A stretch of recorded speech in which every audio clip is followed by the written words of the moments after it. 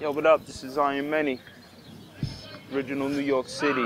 I grew up with my mother in Bay Ridge, and you know, it was a mix of people. So when I was a kid, the teenagers around there were listening to Metallica and Guns N' Roses, and I remember, listening to that music, but it didn't give me the feeling. When I went to stay with my father in Sunset Park, one of the first songs I remember giving me the feeling was Special Ed, I Got It Made. And it was more of a dance kind of feel. I started doing the Running Man and shit. And then eventually my older brother rapped, and eventually I just started realizing like I could put words together, and I started doing that. But I was like, Pac raps with Gat, Get Back, Smack. So it would be that kind of thing. And my brother would be like, I was like 11 or 12 or some shit. He was like, what Gat? I'll break your neck. You know what I'm saying? What Gat are you packing? Combination of that with listening to OC and just like certain principles, certain shit that was being spoken about, I was taught like you gotta keep it real, you don't fake the funk. You know what I'm saying? Like, and I always like kept that with me, and it always meant a lot to me. Like I, saw that this keeping it real thing mattered a lot. I studied a lot of different artists who were very, very different. So I studied Busta Rhymes, I studied Wu-Tang, Pharoah Monch. I mean, even later on, Cannabis, Eminem, and just anybody with an ability that I did not have, I studied so I could absorb what it is they were able to do. And that's how I had gotten the name Many Styles. So I would be able to incorporate all these different things I got from studying different artists into what I was doing. Honestly, I think going to Sunset Park and really seeing the culture, like, and I don't mean the culture like, like Rocksteady Anniversary where, people are deciding they're consciously making the decision to be a part of this culture.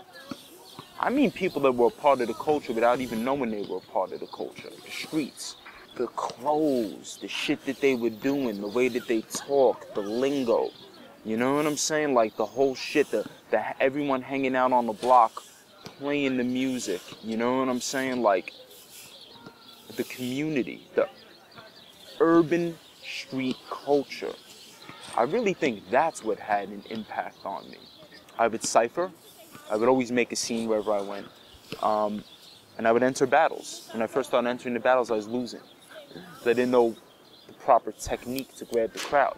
And then once I figured it out, I was like, yo, these people, they want punchlines, they want setups. I started figuring that shit out, and I started winning them. When I was doing it, I wasn't doing it like, yo, how can I get my name out there?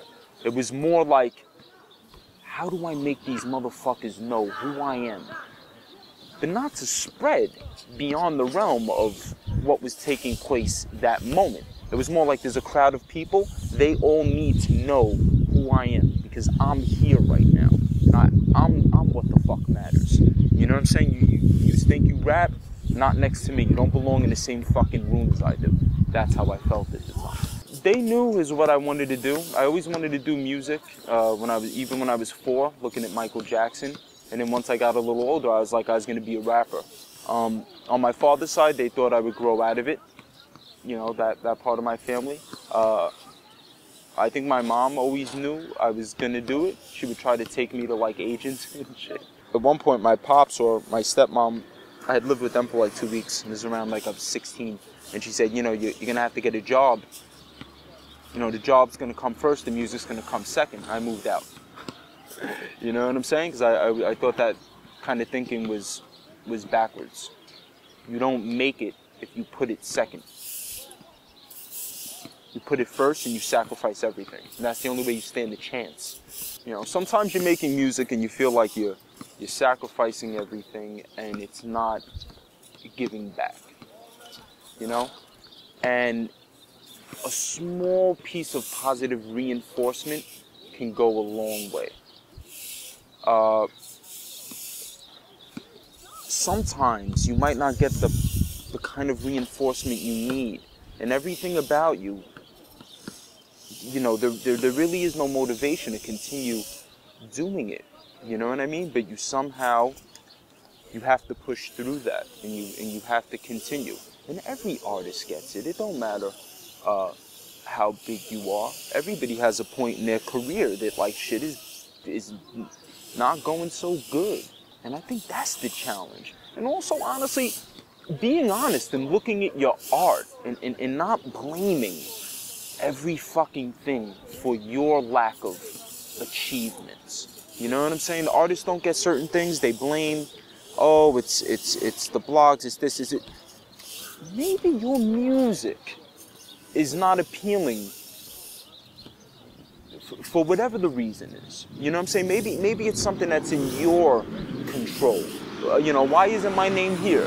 Maybe because you don't do enough shows. Maybe you're not hungry. You know, and that was like something that I had to learn. Before I point my finger, let me look at myself and see what it is.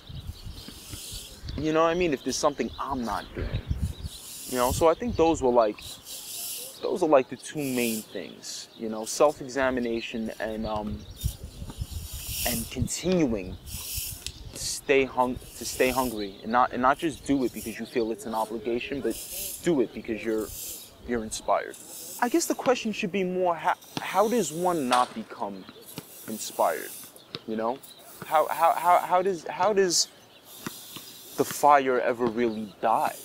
You know, like what do you stop liking music, right? I mean that's impossible. I can never stop liking music, you know. So do you stop being creative?